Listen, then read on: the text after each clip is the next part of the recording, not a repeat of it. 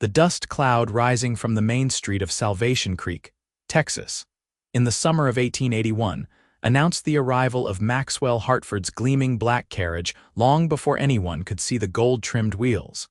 And 23-year-old Emma Rose Whitmore stood on the wooden sidewalk outside her father's general store, watching that cloud with a sinking feeling in her chest that had nothing to do with the oppressive heat. Her father had been talking about Maxwell Hartford for weeks now, ever since the wealthy rancher had returned from his business dealings in San Antonio and made his intentions toward Emma painfully clear to anyone who would listen. Maxwell owned the largest spread in 3 counties, ran 5,000 head of cattle, and had a bank account that could probably buy half the town if he wanted. He was 31 years old, handsome in a polished way that reminded Emma of the daguerreotypes in her mother's magazines, and utterly confident that Emma would accept his proposal when he finally made it official. The carriage rolled to a stop directly in front of the store, and Maxwell stepped out, his expensive boots hitting the dusty street with authority. His dark suit looked far too fine for a Texas summer, but he did not seem to sweat the way normal men did.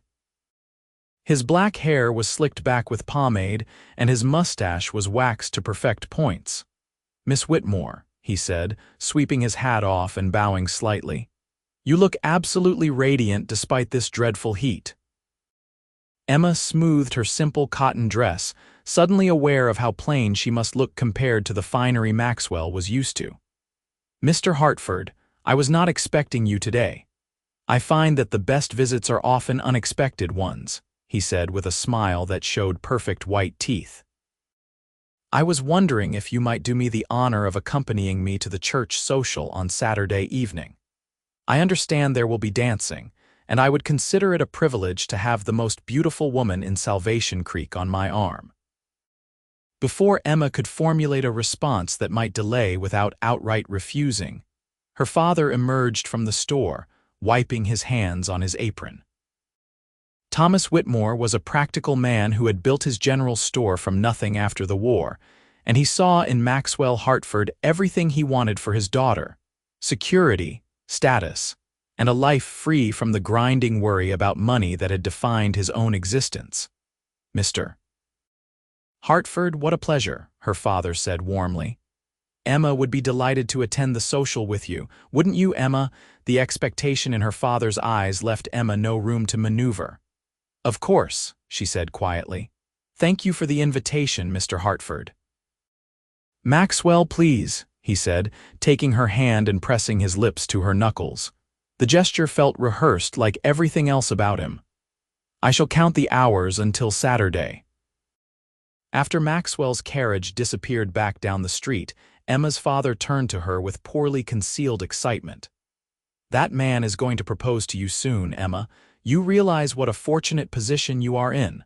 The Hartford Ranch is an empire you would never want for anything." "I know, Papa," Emma said, because there was nothing else she could say. She loved her father, understood his dreams for her, but every time Maxwell Hartford looked at her, she felt like a prize horse being evaluated rather than a woman being courted. That evening, Emma walked to the edge of town where the buildings gave way to open prairie. This was her favorite time of day, when the crushing heat finally began to ease and the sky turned the color of peaches and gold. She often came here to think, to breathe air that was not thick with her father's expectations and the town's gossip. She was so lost in her thoughts that she did not notice the man with the horses until one of them nickered softly. Emma turned and saw him about 50 yards away, standing in the tall grass with 3 horses, speaking to them in a voice too low for her to make out the words. The horses were clearly listening, their ears pricked forward, their eyes fixed on him with complete trust. The man was tall and lean, dressed in worn denim and a faded blue shirt with the sleeves rolled up to reveal tanned forearms. His hat was pushed back on his head, showing dark hair that needed a trim, and even from this distance, Emma could see the gentle patience in every movement he made. He was not trying to dominate the horses or force them to obey. He was communicating with them as equals, and they responded with a willingness that was beautiful to watch. Emma knew she should not stare, but she could not look away. There was something mesmerizing about the scene, about the quiet competence of this man she had never seen before. One of the horses, a young paint with nervous energy vibrating through its body, suddenly shied at something, dancing sideways. The man did not grab for the rope or shout. He simply stood still, continuing to speak in that low, calm voice, and after a moment the paint settled, stepping back toward him of its own accord. Emma realized she had been holding her breath. The man must have sensed her presence because he turned, his eyes meeting hers across the distance. Even in the fading light, she could see they were a striking gray-blue, the color of storm clouds. For a long moment, neither of them moved. Then he touched the brim of his hat in a simple acknowledgement and turned back to his horses. Emma felt heat rise in her cheeks that had nothing to do with the weather. She had been caught watching him like some curious child. Gathering her skirts, she turned and walked quickly back toward town, her heart beating faster than the brief encounter warranted. She did not see him again until 3 days later when she was helping her father stock shelves in the store. The bell above the door chimed, and Emma looked up from the canned good. She was arranging to see the man from the prairie standing in the doorway, hat in hand. In the bright light of the store, she could see him more clearly. He was younger than she had first thought, probably no more than 26 or 27. His face was tanned from long hours in the sun, with strong features that would never be called classically handsome but had an appealing ruggedness. There was a quiet watchfulness about him, as if he was more comfortable observing than being observed. "Help you with something?" Her father asked, coming around the counter. "Need some supplies," the man said. His voice matched everything else about him, quiet, steady, without unnecessary embellishment. "Oats if you have them, salt, coffee, rope." His accent marked him as someone who had grown up in Texas, with none of the Eastern polish that colored Maxwell Hartford's speech. "New in town?" her father asked as he began gathering the requested items. "Started working at the Collins place last week," the man replied. Helping with the horses. Emma knew the Collins Ranch, a modest operation about 5 miles outside of town. Old Samuel Collins raised horses, good ones, but he did not have anywhere near the resources or prestige of the Hartford spread. "You got a name?" Her father asked, not unkindly but with the directness of a man who liked to know who he was dealing with. "James McKenna," the man said. His eyes flickered briefly to Emma, and she felt that strange flutter in her chest again. "Most people call me James." "Thomas Whitmore," her father said, shaking James's hand. "This is my daughter, Emma." James turned to her fully then, and when his eyes met hers, Emma saw something in them that made her breath catch. There was a depth there, a quiet intensity that Maxwell Hartford's confident gaze never held. "Ma'am," James said, nodding respectfully. "I hope I did not disturb you the other evening out by the prairie." So he had noticed her watching. "Not at all," Emma managed. "Your horses are beautiful, the way they respond to you." Something that might have been pleasure flickered across James's face. "They are good animals, just need someone to listen to them." "Most men do not listen," Emma said before she could think better of it. "They just expect obedience." James's eyes held hers for a moment longer, and Emma had the distinct impression that they were no longer talking about horses. "That is not how you build trust," he said quietly. Her father cleared his throat, and Emma realized she had been staring again. She quickly turned back to her shelf stocking, her hands trembling slightly as she arranged the cans. She could hear her father tallying up James's purchases, the rustle of paper as items were wrapped. Then James's boots on the wooden floor, heading for the door. "Thank you," James said, and Emma glanced over her shoulder in time to see him looking at her rather than her father. Then he was gone, the bell chiming behind him. "Seems like a decent fellow," her father said absently, already moving on to other concerns.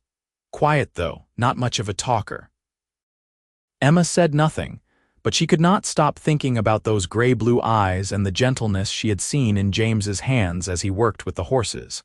Saturday arrived too quickly, and Emma found herself dressing for the church social with a sense of resignation. She wore her best dress, a pale yellow cotton with lace at the collar that her mother had sewn before she died 2 years ago. Her dark hair was pinned up carefully, with a few curls left to frame her face. When Maxwell's carriage arrived precisely at 6 o'clock, her father beamed with pride.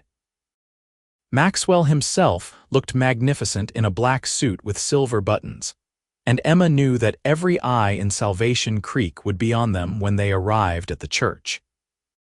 The social was held in the cleared space behind the church, where lanterns had been strung between posts to create pools of golden light. Tables were laden with food brought by the townswomen, and a small group of musicians had set up in one corner with a fiddle, a guitar, and an accordion.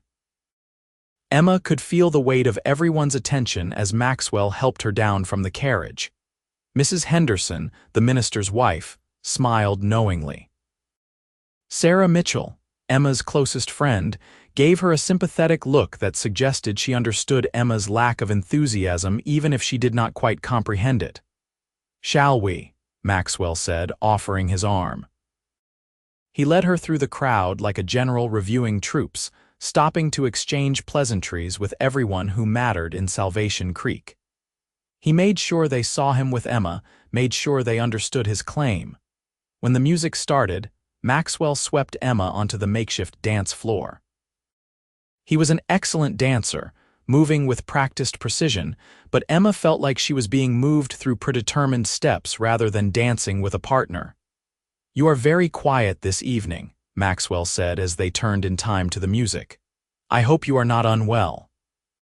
"Just warm," Emma said, which was true enough. The evening was still and humid, with no breeze to provide relief. "I have been thinking about our future," Maxwell said, pulling her slightly closer. "The Hartford house has been without a woman's touch since my mother passed." "It is a magnificent home, Emma. 12 rooms, a grand staircase, furnishings imported from the East. You would be the envy of every woman in Texas." Emma tried to smile, but the image he was painting felt like a beautiful cage. "It sounds very impressive." "It would all be yours to manage," Maxwell continued. "I have staff, of course, but the mistress of such a house commands respect. You would host gatherings, lead the ladies of the community. It is the position you were meant for, Emma." He spoke with such certainty, as if her dreams and desires were obvious and aligned perfectly with his plans. Emma wondered if he had ever once asked her what she wanted. The song ended, and Emma excused herself, claiming she needed some air. She walked to the edge of the lantern light, where the darkness of the prairie began. The vast emptiness called to something in her soul, a wildness that could not be contained in 12 rooms, no matter how grand. "You look like you are trying to figure out how to escape." Emma turned to find Sarah Mitchell beside her, holding 2 cups of punch. Sarah was a year younger than Emma, married to the town doctor, and possessed a sharp wit that Emma appreciated. "Is it that obvious?" Emma asked, accepting the punch gratefully. "Only to someone who knows you," Sarah said. "Maxwell Hartford is quite the catch. Half the unmarried women in 3 counties would happily trade places with you." "Then perhaps one of them should," Emma said with more heat than she intended. Sarah studied her friend carefully. "You do not love him." It was not a question, and Emma saw no point in denying it. "I barely know him.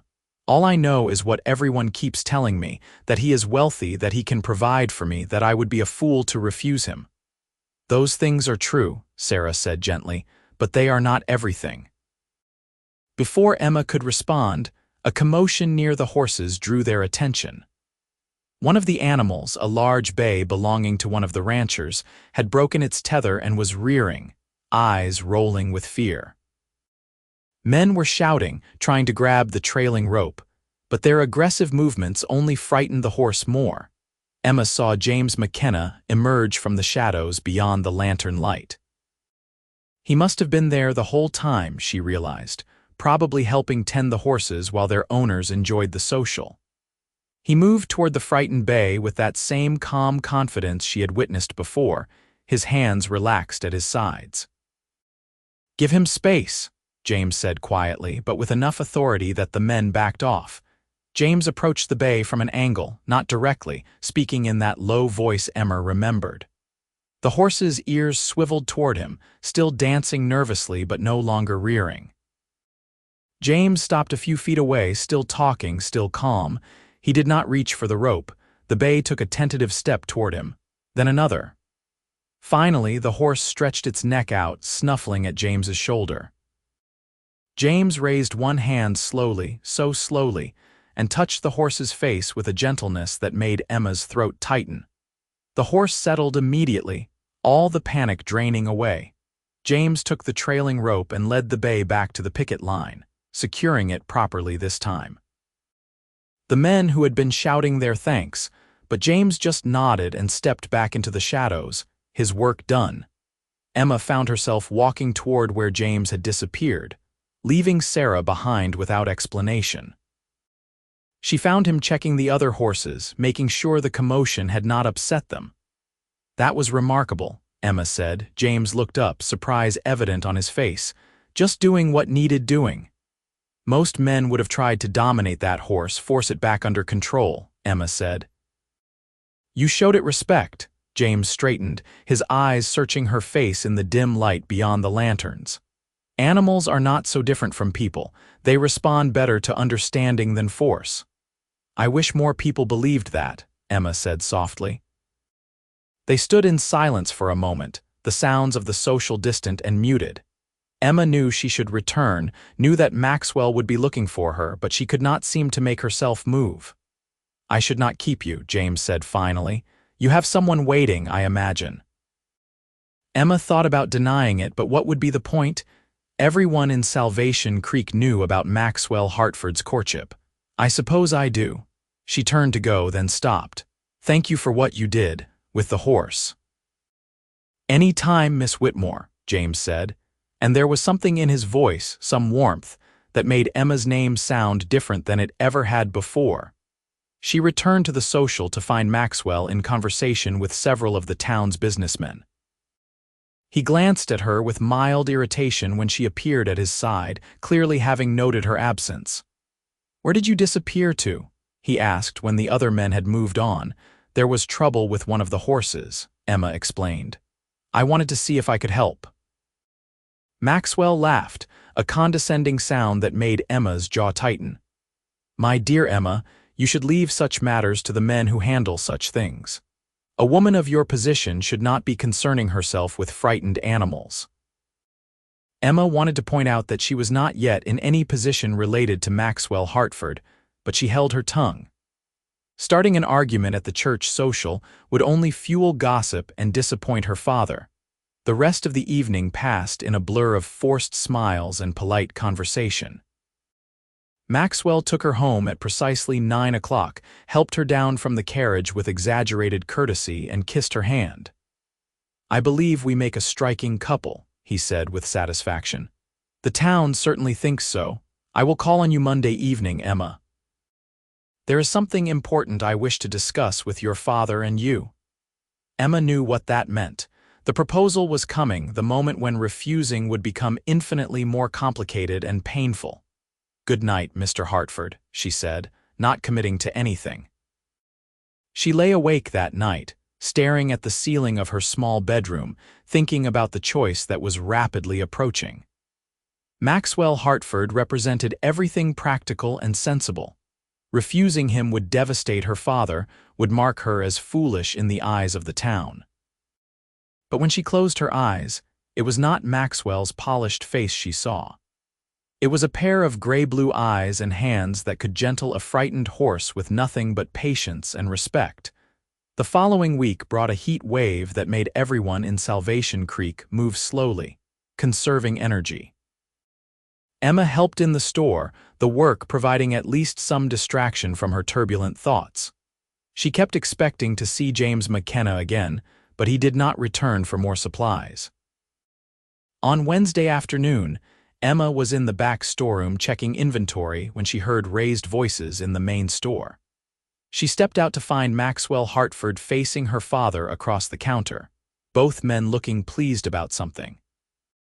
"Emma, perfect timing," her father said, his face flushed with excitement. "Mr. Hartford has just been discussing his intentions with me."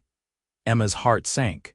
She had known this was coming, but she had hoped for more time, more space to think. Maxwell turned to her with that confident smile. "I wish to speak with your father first, as is proper. Emma, I am formally asking for your hand in marriage. I can offer you everything a woman could desire. A beautiful home, financial security, a prominent position in society. You would be the most fortunate woman in Texas." He said it with such certainty, as if her acceptance was a foregone conclusion. Emma looked at her father, saw the hope and pride shining in his eyes. This was what he wanted for her, what he had been working toward since her mother died. "I am honored by your proposal, Mr. Hartford," Emma began carefully. "Maxwell," he corrected with an indulgent smile.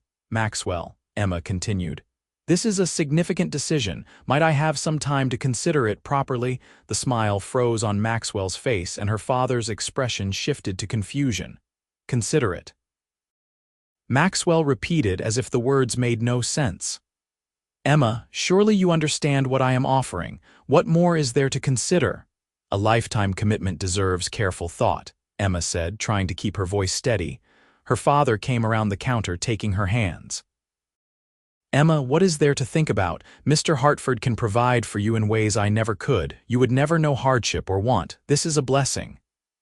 "I understand that, Papa," Emma said gently. "I am not refusing. I simply need a few days to think." Maxwell's jaw tightened almost imperceptibly. He was not accustomed to being made to wait for anything. "Very well," he said stiffly. "I shall give you until Sunday, but Emma, do not let foolish romanticism cloud your judgment. This is the real world, and practical considerations must take precedence." After Maxwell left, her father looked at her with something close to desperation. "Emma, what is going through your head? Maxwell Hartford is the finest match in 3 counties. Are you truly considering refusing him?" "I do not know," Emma admitted. "Papa, does it matter at all that I feel nothing for him?" Her father sighed, his expression softening slightly. "Love can grow with time. What matters is respect and security. I loved your mother dearly, but I could provide for her, give her a home, keep her safe. Maxwell can do all that and more for you." Emma wanted to ask if security was enough, if a beautiful prison was still not a prison, but she could see the worry in her father's eyes. He had worked so hard to build a life for them after the war, and he wanted her to have better than he could offer. "I will think about it," she promised. "I will give it careful consideration." That evening, Emma once again found herself walking to the edge of town, seeking the space and quiet she needed to think. The sun was beginning its descent, painting the sky in shades of amber and rose. The prairie grass rippled in the breeze like waves on an ocean. She walked farther than usual, letting her feet carry her without conscious direction. She crested a low hill and stopped, surprised to find James McKenna sitting on a fallen log, his hat beside him, watching the sunset. He looked up at her approach, and for a moment Emma considered turning back, but something in his expression, a quiet understanding, made her stay. "I am sorry," she said. "I did not mean to intrude on your solitude." "You are not intruding," James said. He shifted slightly, making room on the log without presuming she would sit. "The sunset is big enough to share." Emma found herself sitting down, leaving a respectable distance between them. They sat in silence for several minutes, watching the colors deepen and shift. It was the most comfortable silence Emma had ever experienced with another person. "I heard about your engagement," James said finally, his voice neutral. "Congratulations." "I have not accepted yet," Emma said, then wondered why she felt the need to clarify that. James glanced at her, something unreadable in his expression. "But you will." It was not a question, and Emma bristled slightly. "What makes you so certain?" "Because Maxwell Hartford is everything a woman is supposed to want," James said quietly. "Wealthy, successful, prominent. I am sure everyone is telling you how fortunate you are." "They are," Emma admitted. "My father is over the moon about it. The entire town expects me to accept." "And what do you expect?" James asked. The question caught Emma off guard. No one had asked her what she wanted, what she expected. They had all simply told her. "I do not know," she said honestly. "I keep trying to imagine a life with Maxwell, and all I can see is a beautiful house where I do not quite fit." James was quiet for a moment, then said, "When I was 19, I worked on a ranch in the hill country. The owner had this magnificent stallion, purebred, expensive, perfect bloodlines. He kept it in the finest stable, gave it the best feed. That horse should have been the happiest animal alive." Emma waited, sensing there was more. "But it was not," James continued. "You could see it in the horse's eyes. It was dying inside, just a little more each day, because what it needed was not a fine stable or expensive feed. It needed open spaces. It needed to run." Emma felt tears prick her eyes because she understood exactly what James was saying. "What happened to the horse?" "One night someone left the stable door unlatched," James said, his voice carefully neutral. "That horse ran until it found a wild herd in the hills. Last I heard, it was still out there, free." They sat in silence as the sun touched the horizon, setting the clouds on fire. "I should not be here," Emma said finally. "Sitting with you like this, if anyone saw us, it would cause talk." "Probably," James agreed, "but I am glad you are here anyway." Emma turned to look at him, really look at him. His profile was strong against the dying light, and there was a steadiness to him that she had never found in anyone else. He was not trying to impress her or manage her or convince her of anything. He was simply present, honest, real. "Why did you come to Salvation Creek?" Emma asked. "Work," James said simply. "I go where the horses are. Samuel Collins is a good man, treats his animals right. That is enough for me." "Do you ever want more?" Emma asked. "More than just drifting from one ranch to another?" James considered this carefully, as he seemed to consider everything. "I want enough. A piece of land, a small herd of horses to breed and train, a home eventually. But I have learned that happiness is not about having the most. It is about having what matters." "And what matters to you?" Emma asked softly. James turned to look at her fully, and the intensity in his gray-blue eyes took her breath away.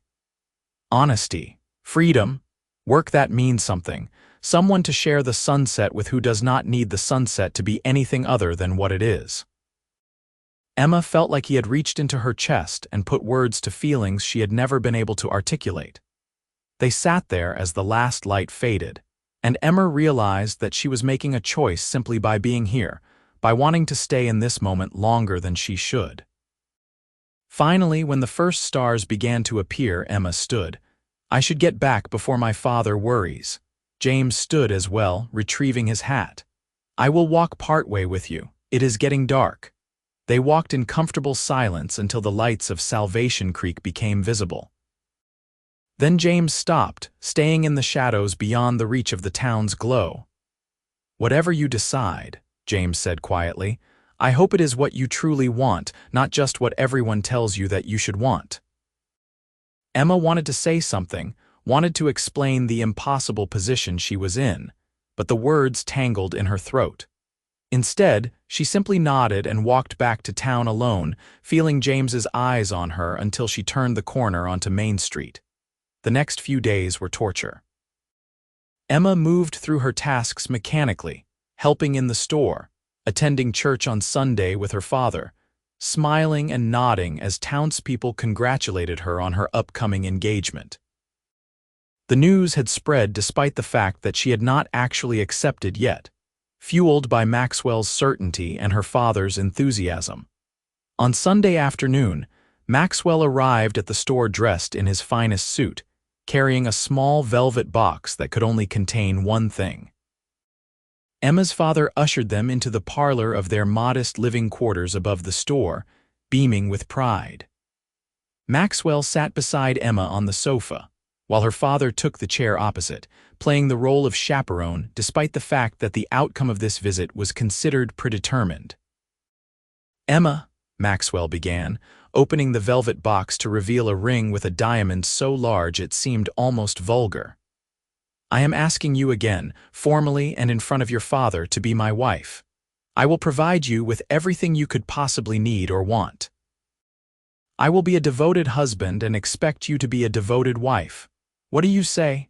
Emma looked at the ring, at Maxwell's confident face, at her father's hopeful expression. This was the moment. This was where she was supposed to say yes, supposed to accept the life being offered to her on a silver platter. Instead, she heard herself say, "I cannot accept, Mr. Hartford." The silence that followed was deafening. Her father stared at her as if she had started speaking in tongues. Maxwell's expression shifted from confidence to disbelief to anger in the space of a heartbeat. "You cannot be serious," Maxwell said coldly. "I am very serious," Emma said, her voice shaking but determined. "You are a fine man, Mr. Hartford, but I do not love you, and I do not believe I ever will. It would be unfair to both of us to enter into a marriage under such circumstances." Maxwell stood abruptly, snapping the ring box shut. "This is ridiculous. Emma, you are being emotional and irrational. What more could you possibly want than what I am offering?" "Respect," Emma said quietly. "Understanding. A partner rather than a provider. I want someone who sees me as a person, not a prize to be won or a beautiful accessory for their home."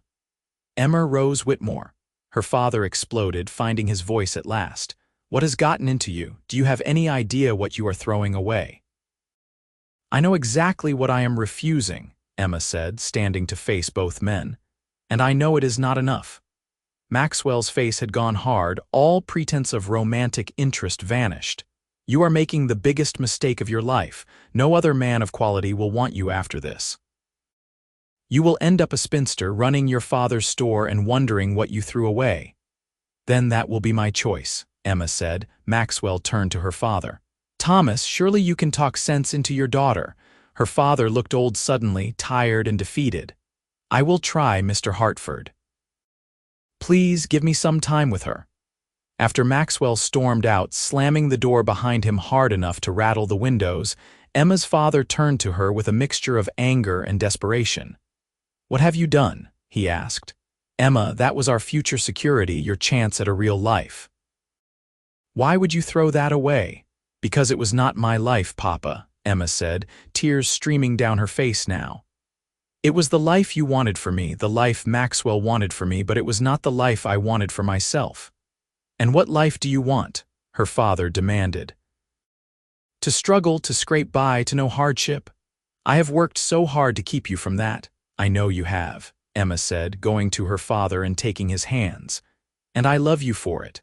But Papa, Mama married you with nothing but love and hope, and you built a life together. She was happy not because you were wealthy, but because you respected her, because you truly saw her. I want what she had with you, not what Maxwell Hartford can buy." Her father's anger seemed to drain away, replaced by a sadness that broke Emma's heart. "Your mother and I did have something special," he admitted quietly. "But Emma, it was hard, so hard. I do not want that difficulty for you." "I know," Emma said gently, "but I would rather face difficulty with someone I love than live in luxury with someone I do not." Her father was quiet for a long moment, then sighed deeply. "Is there someone else?" Emma thought about James McKenna, about gray-blue eyes and gentle hands and conversations that felt like coming home, but it was too soon, too uncertain. "Not in the way you mean," she said carefully. "But Papa, I need to follow my own heart on this." Her father pulled her into a hug, something he had not done in a long time. "You are so much like your mother," he said softly.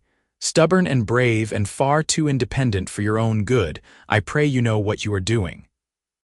"So do I," Emma admitted. By Monday morning, the entire town knew that Emma Whitmore had refused Maxwell Hartford's proposal.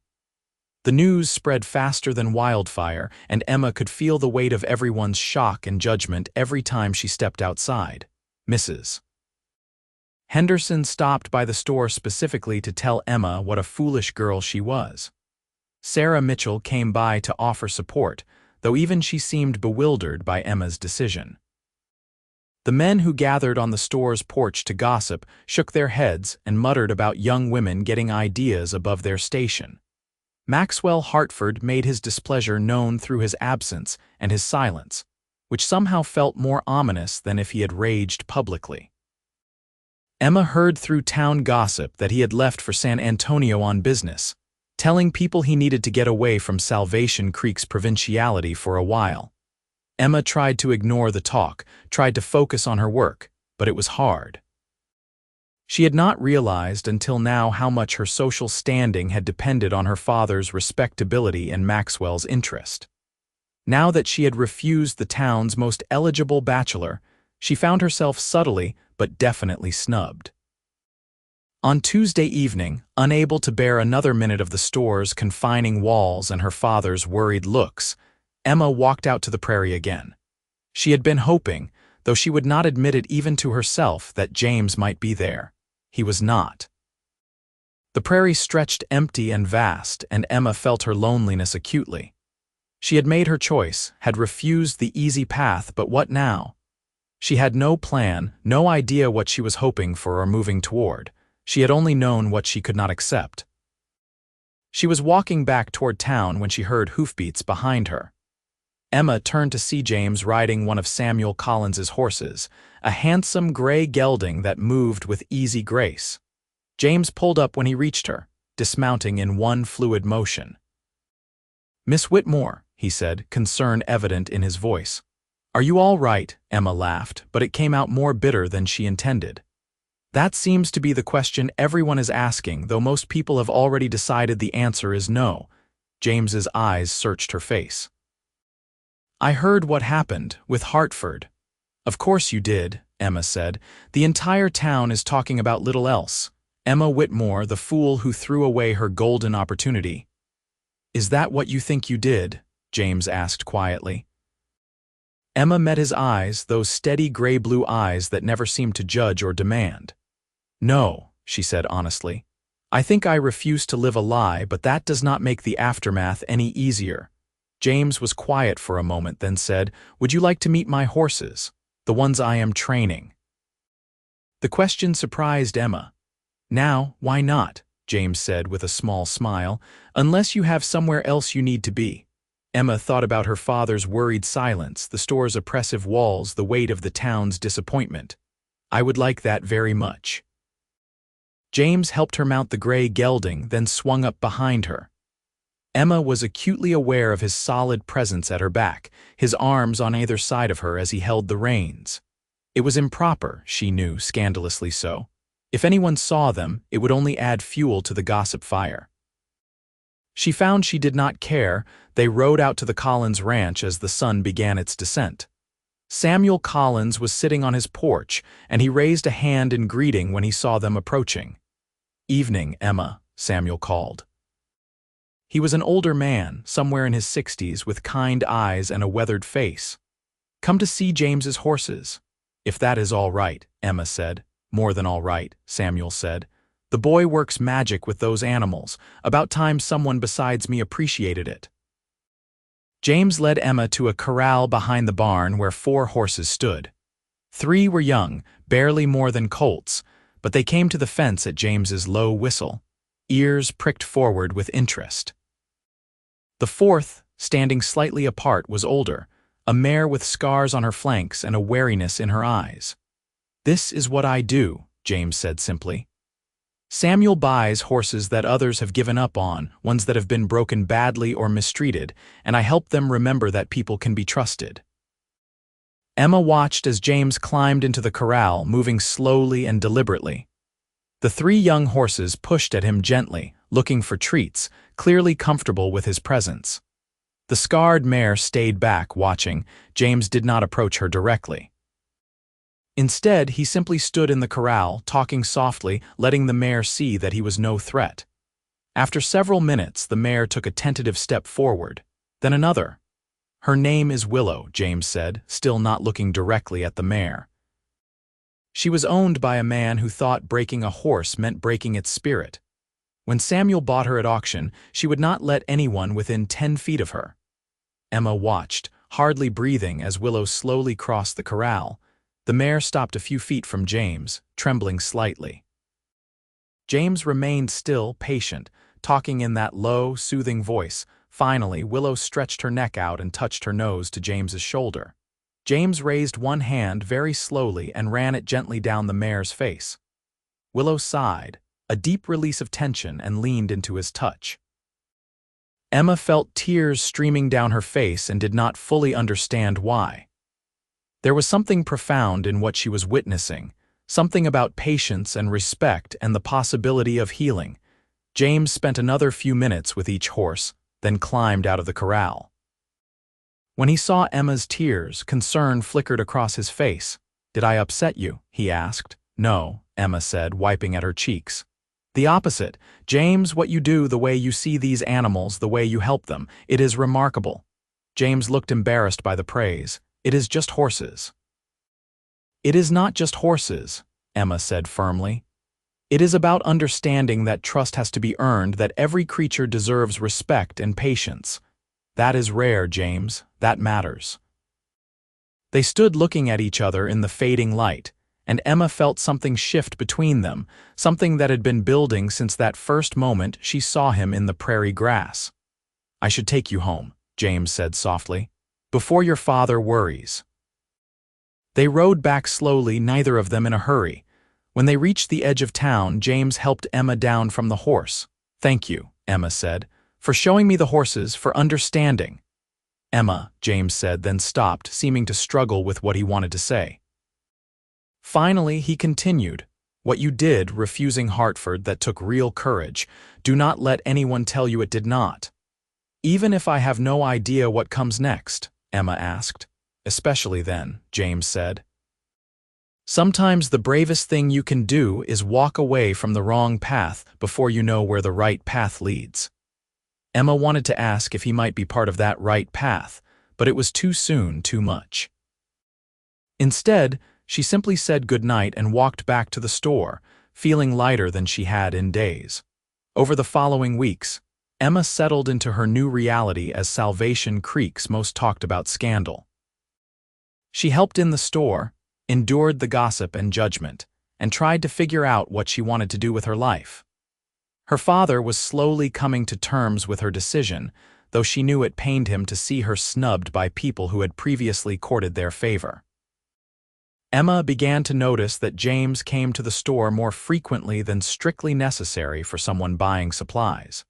He always had a reason, needed something specific, but his visits grew longer as he and Emma talked. They discussed everything from horses to books to the vast sky that seemed to hold both promise and possibility. The townspeople noticed, of course. There was fresh gossip about Emma Whitmore keeping company with a cowboy who had nothing to his name but a saddle and some skill with horses. Some people pitied her, assuming she was desperately trying to find any man who would have her after her scandalous refusal of Maxwell Hartford. Others were more cruel, suggesting that there must have been some improper relationship all along to explain her ridiculous decision. Emma tried not to care, but it was difficult. She had grown up in this town, and being treated as a pariah hurt more than she wanted to admit. One afternoon in late September, when the heat had finally broken and the air held the first hints of autumn, Sarah Mitchell came to the store specifically to talk to Emma. "Walk with me," Sarah said firmly, not giving Emma a chance to refuse. They walked to the edge of town, to Emma's favorite spot overlooking the prairie. Sarah was quiet until they were well away from any listening ears. "The town is being cruel to you," Sarah said bluntly. "I want you to know that I think most of them are wrong." Emma felt a surge of gratitude for her friend. "Most of them," Sarah smiled slightly. "I still think you are slightly insane for refusing Maxwell Hartford, but I understand why you did it. Emma, do you have feelings for James McKenna?" Emma considered denying it, but what would be the point? "Yes," she admitted. "I do. Is that foolish?" "Probably," Sarah said honestly. "But I have learned that the heart rarely concerns itself with practicality. What does he feel for you?" "I do not know," Emma said. "We talk, we spend time together when we can, but he has never said anything directly. He is very proper, very respectful, perhaps too much so." Sarah laughed. "Emma, the man is probably terrified. You just refused the wealthiest man in 3 counties. What could a horse trainer possibly offer you that would compare? He probably thinks you are completely out of his reach." Emma had not considered it from that perspective, but I do not care about wealth or status. You know that, Sarah said gently. But does he? Emma, if you want James McKenna, you might have to make the first move. Let him know that his lack of money does not matter to you. The idea made Emma nervous, but Sarah was right. James would never presume, never push himself forward when he had so little to offer by the town's standards. The opportunity came the following Saturday. Emma told her father she needed some air and walked out to the Collins ranch. She found James in the corral with Willow, the scarred mare who had slowly but surely come to trust him. James looked up when Emma approached, surprise and pleasure evident on his face. "Miss Whitmore, this is unexpected." "Emma," she said firmly. "Please call me Emma." "We have moved well past formality." James climbed out of the corral, brushing dust from his hands. "Emma, then, is everything all right?" "I need to talk to you," Emma said. "About us." The word hung in the air between them, us, acknowledgement that there was an us to discuss. James's expression became guarded, careful. "What about us?" Emma took a deep breath, gathering her courage. "James, I know what the town says. I know they think I am foolish, that I threw away my chance at security and am now desperately seeking any alternative. I know you probably think you have nothing to offer me compared to what Maxwell Hartford could provide. It is true, though, is it not?" James said quietly. "Emma, I am a cowboy. I do not own land, do not have wealth or status. I make enough to get by, but I could never give you the life Hartford offered." "I do not want the life Hartford offered," Emma said, stepping closer. "I want a life that is real, with someone who sees me as more than a decorative addition to their home. I want someone who understands that respect and patience matter more than gold and silver." James was very still, his gray-blue eyes searching her face. "What are you saying?" "I am saying that when I look at the future, I do not see grand houses or fancy parties," Emma said, her voice shaking but determined. "I see sunset conversations and gentle hands and someone who understands what it means to earn trust. I see you, James, if you want me to see you."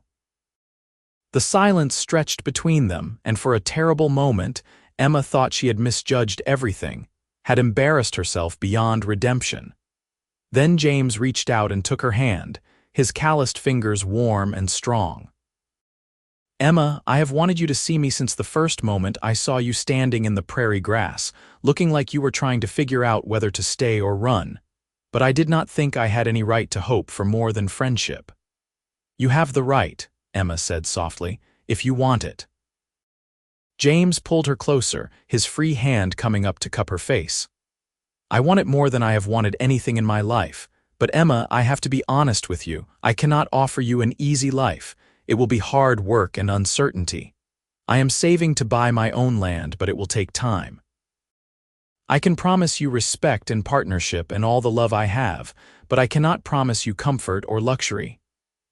"I do not need comfort or luxury," Emma said, leaning into his touch.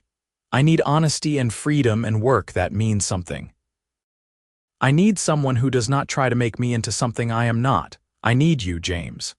James bent his head slowly, giving Emma every chance to pull away. When their lips met, it was soft and gentle and full of promise. Emma felt warmth bloom in her chest, a rightness that she had never felt with Maxwell's polished courtship. When they finally pulled apart, both breathing a little unsteadily, James rested his forehead against hers. "The town will have more to say about this," he warned. "Let them talk," Emma said. "I am done living my life according to other people's expectations." Over the following months, Emma and James's courtship became the source of endless discussion in Salvation Creek. The gossip ranged from pitying to vicious, with most people convinced that Emma had made a tragic mistake that she would come to regret. Emma's father struggled with the situation. He liked James, could not help but respect the young man's work ethic and honesty, but he worried constantly about Emma's future security. "He is a good man," her father said one evening as they closed up the store. "But Emma, good does not pay bills or keep a roof over your head." "What kind of life can he give you?" "The kind I want, Papa," Emma said gently. "I know you worry and I love you for it, but I need you to trust that I know my own heart. Her father sighed deeply. Your mother would have understood better than I do. She always said the heart has reasons that reason does not understand. Emma hugged her father. She was a wise woman. Meanwhile, Maxwell Hartford had returned from San Antonio, and he made his anger known through calculated cruelty. He used his influence to make life difficult for anyone who showed kindness to Emma. Samuel Collins found some of his contracts suddenly canceled, though he refused to bow to pressure and fire James. Several of the townswomen who had been friendly to Emma found themselves suddenly excluded from social events hosted by the Hartford family. Emma hated that others were suffering because of her choices, but Samuel was philosophical about it. Maxwell Hartford is a bully, the old rancher said when Emma came to apologize. I have dealt with his kind before. He will find someone else to torment eventually. You and James just focus on your future. Emma and James spent as much time together as propriety and work would allow. James taught her about horses, showing her the patient techniques he used. Emma discovered that she had a natural way with the animals, approaching them with the same gentle respect James modeled. They talked for hours about their dreams. James wanted a small ranch where he could breed and train horses using humane methods.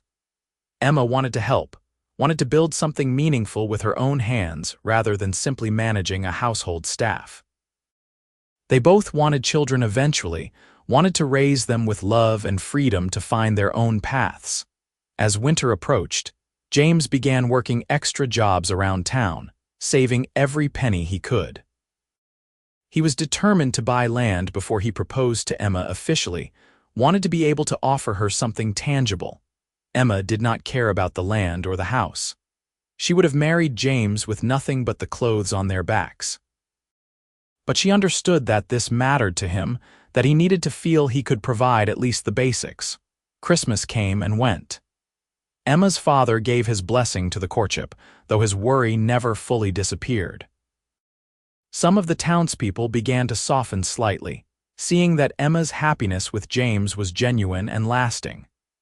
Others, especially those in Maxwell Hartford's orbit, remained coldly disapproving.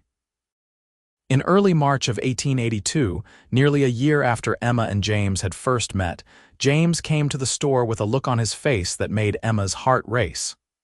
"Can you come with me?" he asked. "There is something I want to show you."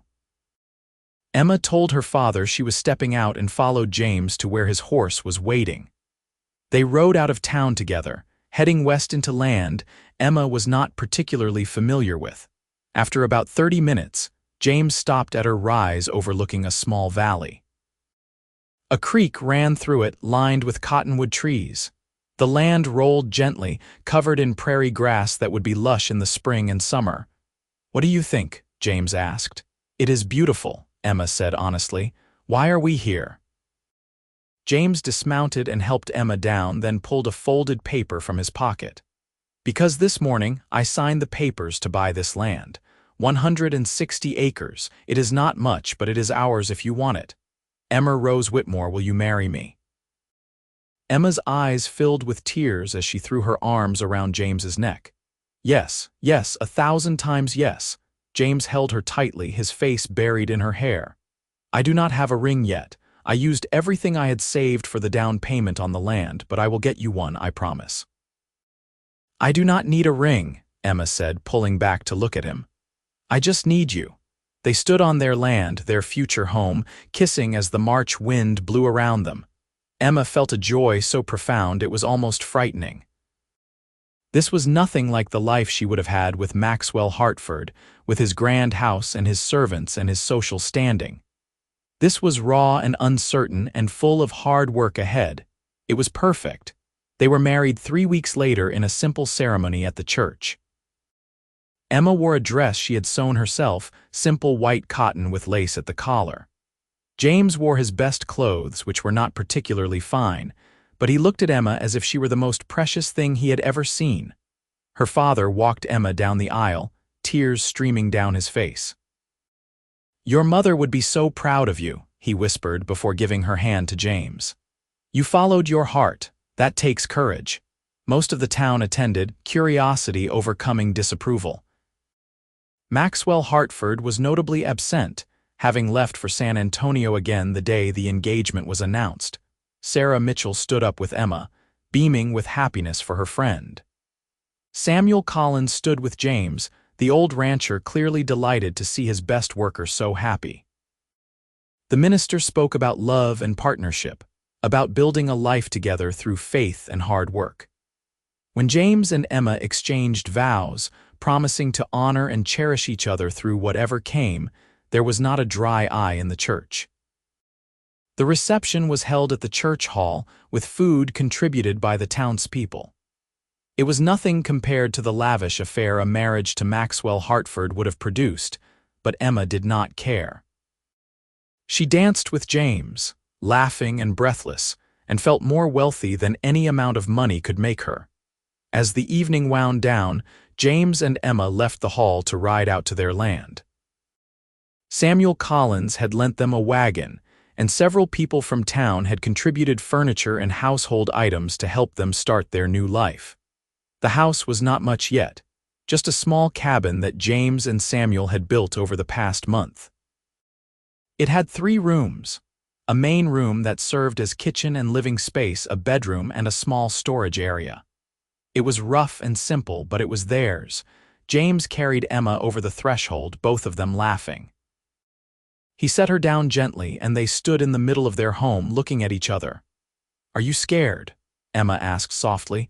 "Terrified," James admitted, "but in a good way, like standing at the edge of something vast and unknown but knowing you are about to discover something worth finding." "That is exactly how I feel," Emma said. They made love that night with a tenderness and passion that made Emma understand what Sarah had once told her about the difference between obligation and desire. With James, everything felt right, felt true. There was no performance, no pretense. Just 2 people who had chosen each other freely and completely. The first year of marriage was hard in ways Emma had not fully anticipated. The work was relentless. They rose before dawn and worked until dark, building corrals, planting a garden, tending the small herd of horses they had started with. Emma learned to cook on a wood stove, to mend clothes and blankets, to do 100 small tasks that had never been part of her life in town. Her hands grew calloused, her skin tanned. She was often tired and sore. She had never been happier. James was everything he had promised and more. He treated Emma as a full partner, asking her opinion, valuing her input. They made decisions together about the ranch, about the horses, about their future. When Emma suggested a new training technique, James listened and tried it. When James worried about money, Emma helped figure out how to stretch their resources. They had disagreements, of course. Emma could be stubborn, and James sometimes retreated into silence when he was worried. But they learned to talk through their problems, to respect each other's perspectives, to compromise. In the evenings, after the work was done, they would sit on their porch and watch the sunset, talking about everything and nothing. Those were Emma's favorite moments, when the world was quiet and she was wrapped in James's arms, feeling perfectly at peace. Emma's father visited regularly, bringing supplies from the store and slowly coming to terms with his daughter's choice. He could see how happy she was, how the hard work had given her a sense of purpose and accomplishment. He began to understand that what he had seen as a mistake was actually Emma finding exactly where she belonged. Samuel Collins became like a second father to both of them, offering advice and help whenever they needed it. The old rancher's pride in James was evident, and he treated Emma with the respect and affection of a favored granddaughter. The town's attitude slowly shifted as well. People who had predicted disaster were forced to admit that Emma and James's marriage seemed genuinely happy. The ranch was growing steadily, and James's reputation as a horse trainer spread beyond Salvation Creek. People began coming from neighboring towns to have him work with their difficult horses. Maxwell Hartford returned to Salvation Creek in the fall of 1882, bringing with him a new wife, a young woman from San Antonio whose father owned a banking empire. She was beautiful and refined and looked overwhelmed by ranch life. Emma saw them once in town and felt nothing but a distant pity for the girl who had likely been chosen for her connections rather than her heart. Maxwell looked at Emma with an expression she could not quite read. Was it regret? Anger? Vindication? Emma nodded politely and moved on, James's hand warm in hers. That chapter of her life was so thoroughly closed that Maxwell Hartford might as well have been a stranger. In the spring of 1883, Emma discovered she was pregnant. She told James one evening as they sat on the porch, the sunset painting the sky in shades of gold and pink. James's face went through a series of expressions: shock, fear, then pure joy. He pulled Emma into his arms, holding her carefully as if she might break. "We are going to have a baby," he said wonderingly. "Emma, we are going to be parents. Are you happy?" Emma asked, though she could see the answer in his eyes. "Happier than I knew it was possible to be," James said. He placed his hand gently on Emma's still flat stomach. "This child will be so loved, I promise you that." The pregnancy was not easy. Emma was sick for the first few months, and the work of the ranch had to be redistributed as she grew larger and more tired. James was endlessly patient, taking on extra tasks without complaint, making sure Emma rested. Her father fussed over her constantly, bringing special foods and worrying about her health.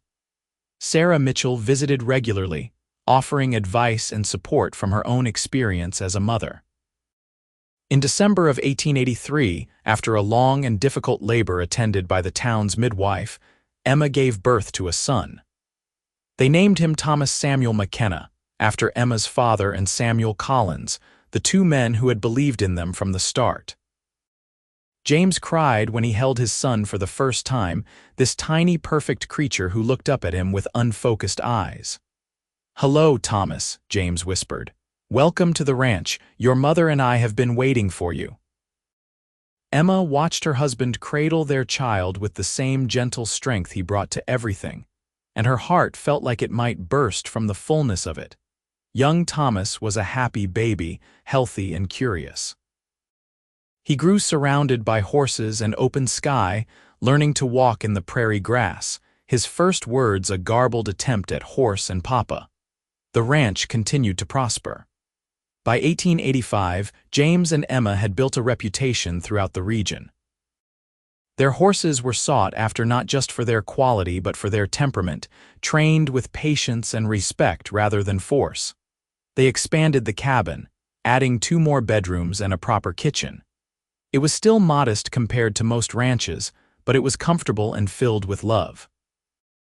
In the summer of 1886, Emma gave birth to their second child, a daughter they named Catherine Rose, called Katie by everyone. She had her father's gray-blue eyes and her mother's determination, and from the moment she could toddle, she followed James everywhere, wanting to be with the horses. Emma's father retired from running the store in 1887, selling it to a young couple from back east. He moved out to the ranch, taking over the small bedroom they had added for him. He helped with Thomas and Katie, told them stories, and finally admitted to Emma that she had been right all along. "I wanted security for you," he said one evening, bouncing Katie on his knee while Thomas played at their feet. "But you found something better. You found happiness and built security for yourself. I am sorry I doubted you." "You were just being a father," Emma said gently. "Wanting the best for your child. I understand that now." Samuel Collins passed away peacefully in his sleep in the spring of 1888, leaving his entire ranch to James and Emma in his will. It was an unexpected gift that doubled their land and resources. They merged the 2 operations, creating one of the most respected horse ranches in Texas. They used the Collins house as a workspace, keeping their own cabin as their home. It felt important to Emma to keep that first small building where they had started, a reminder of where they had come from. In 1889, Emma gave birth to their 3rd child, another son they named Samuel James, called Sam. He was quieter than his siblings, with a thoughtful nature that reminded everyone of his father. The ranch required help as it grew, and James hired several cowboys who shared his philosophy about horse training. The McKenna Ranch became known not just for its horses, but as a good place to work, where men were treated fairly and respected. Emma managed the business side of things, handling the accounts and contracts with a sharp mind for numbers. She also began writing articles about humane horse training methods, which were published in agricultural journals. Her writing helped spread James's techniques far beyond Texas, influencing horse trainers across the country. Maxwell Hartford's ranch, meanwhile, began to decline. His harsh methods and arrogant management drove away good workers.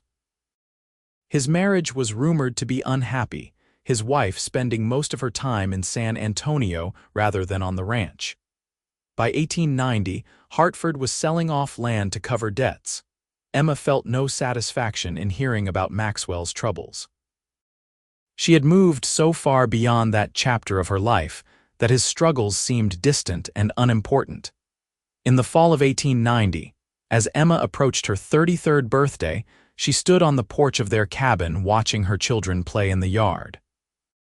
Thomas, now almost 7, was practicing with a rope under his father's patient instruction. Katie, 4 years old and fearless, was sitting on the fence of the corral watching the horses. Sam, not quite 2, was toddling around the yard, investigating everything with serious concentration. James came up behind Emma, wrapping his arms around her waist and resting his chin on her shoulder. "What are you thinking about?" he asked. "Everything," Emma said honestly. "I was remembering that day almost 10 years ago when Maxwell Hartford proposed, and how terrified I was of refusing him. How uncertain the future seemed. Do you ever regret it?"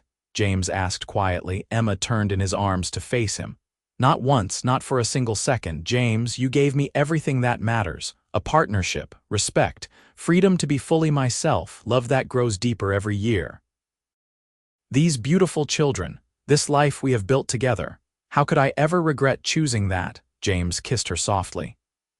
"I am the one who received the gift. You took a chance on a cowboy with nothing but hope and determination. You believed in us when no one else did." "Because I saw who you really were," Emma said. "I saw your gentle strength, your integrity, your capacity for love. I saw a man worth building a life with." They stood together, watching their children, watching the sun paint the sky in glorious colors. The prairie wind blew warm and sweet, carrying the scent of grass and horses and home.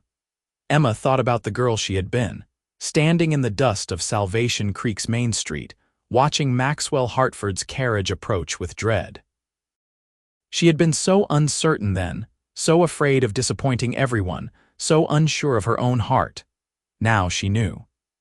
She had made the right choice, had followed her instincts even when it seemed foolish, had trusted that love and respect mattered more than money and status.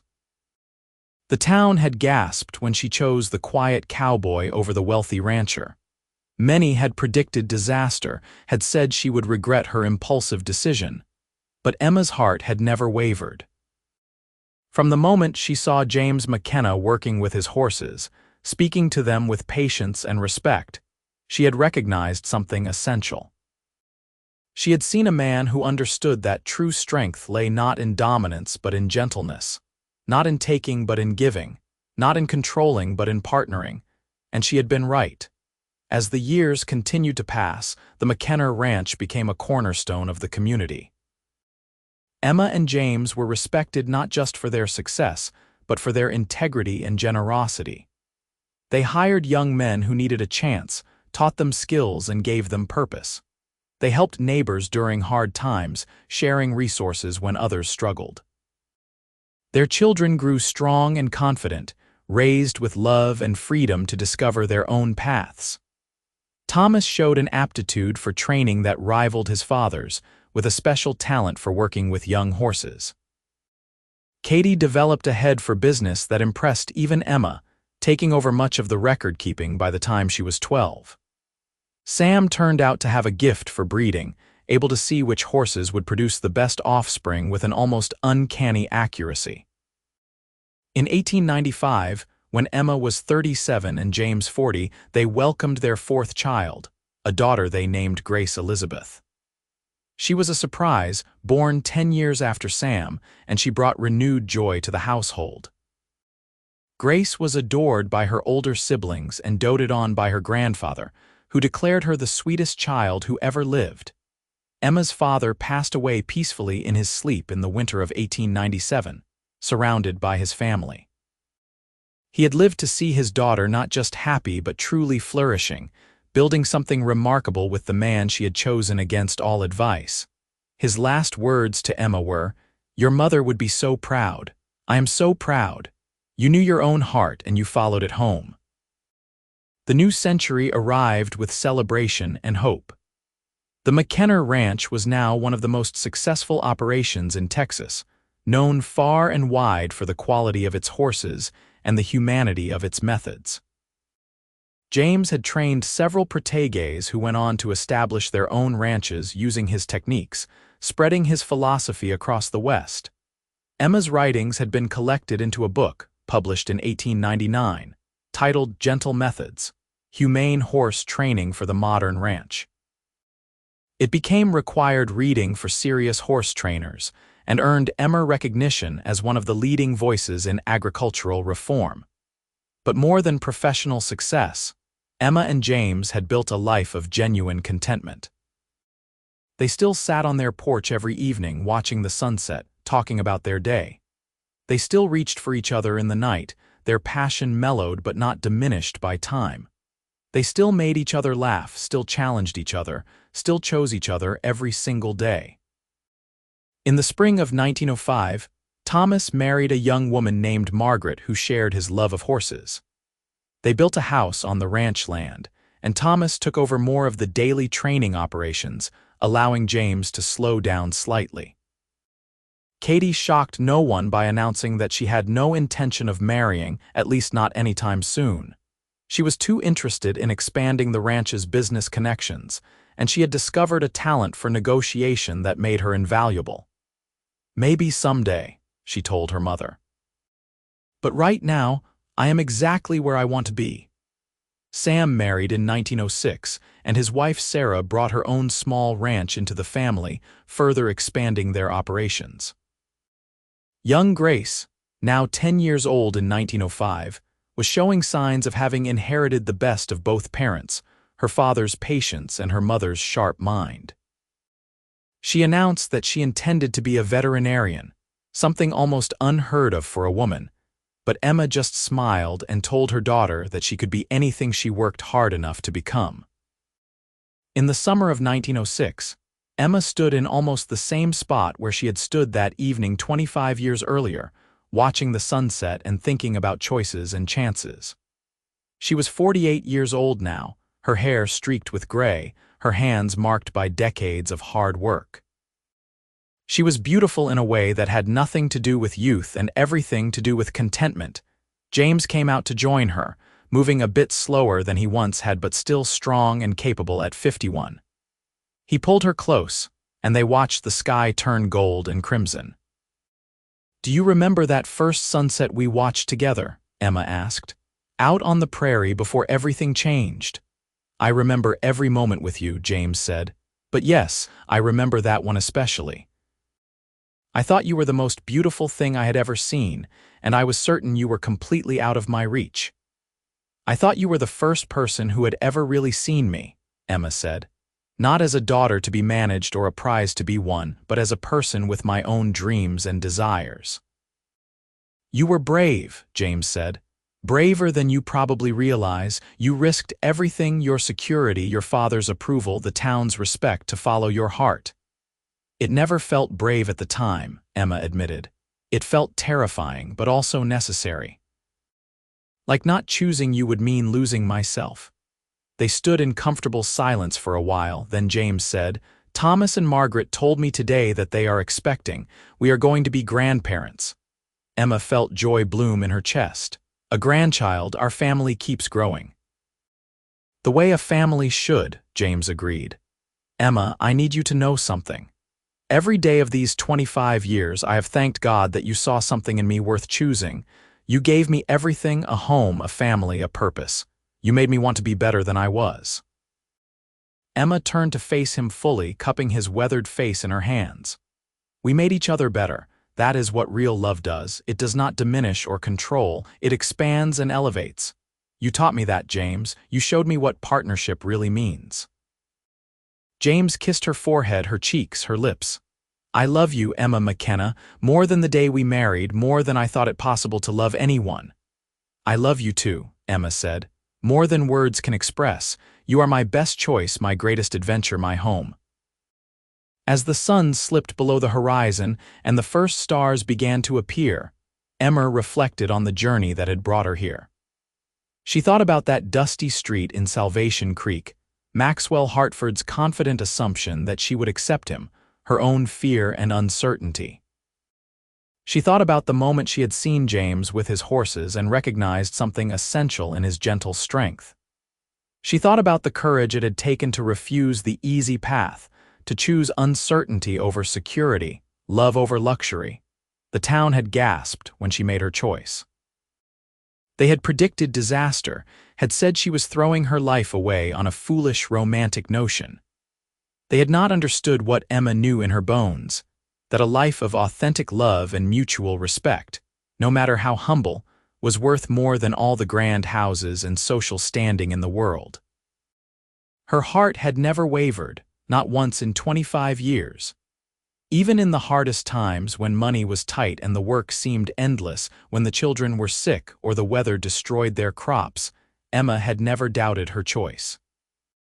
Because through all of it, she had James beside her, his steady presence, his unwavering partnership, his deep and abiding love.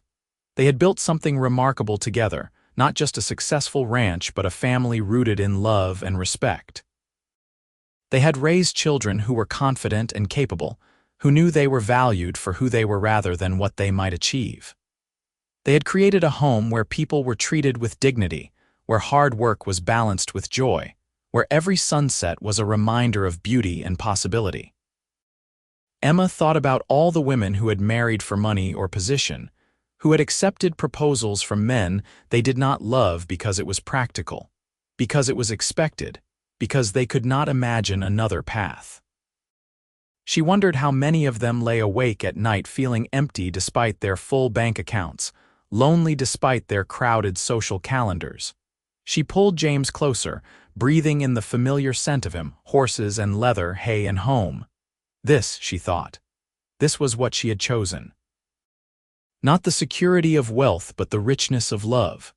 Not the admiration of society but the respect of a true partner. Not the grand house but the place where her heart resided. As they walked back into their cabin, Emma glanced back at the darkening prairie one last time. The stars were emerging now, scattered across the vast Texas sky like diamonds on velvet. The land stretched out endlessly, wild and beautiful and full of promise, just like the life she had chosen with the quiet cowboy all those years ago. The life she would choose again, without hesitation, 1,000 times over. The town had gasped, but Emma's heart had known the truth from the very beginning. Sometimes the richest life is not the one that glitters and shines. Sometimes it is the one built on quiet mornings and shared work, on laughter and partnership, on the choice to see and value and love someone exactly as they are. Emma had chosen the quiet cowboy over the wealthy rancher, and in doing so, she had chosen herself, her truth, her happiness. She had refused to be a prize or a possession. She had insisted on being a person, a partner, an equal, and James had seen her, truly seen her, and loved exactly what he saw. Together, they had built not just a ranch or a family, but a legacy of respect and love that would outlast them both, carried forward in their children and grandchildren, in the horses they trained and the lives they touched. As Emma settled into bed that night, James's arm warm around her waist, she smiled into the darkness. The town's gasp had long since faded into admiration. The doubters had been proven wrong. The impossible choice had turned out to be the only possible choice. Her heart had never wavered because her heart had known, even when her mind was confused, even when everyone around her was telling her she was wrong. Love, real love, the kind that respects and values in partners, that was worth more than all the wealth in Texas. Emma McKenna drifted off to sleep in her modest cabin on her sprawling ranch, surrounded by the fruits of 25 years of hard work and true love, wealthy beyond measure in all the ways that actually mattered.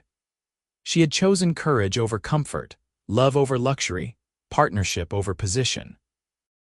And she had lived happily ever after, not because life was always easy, but because she had chosen someone who made even the hard days worthwhile.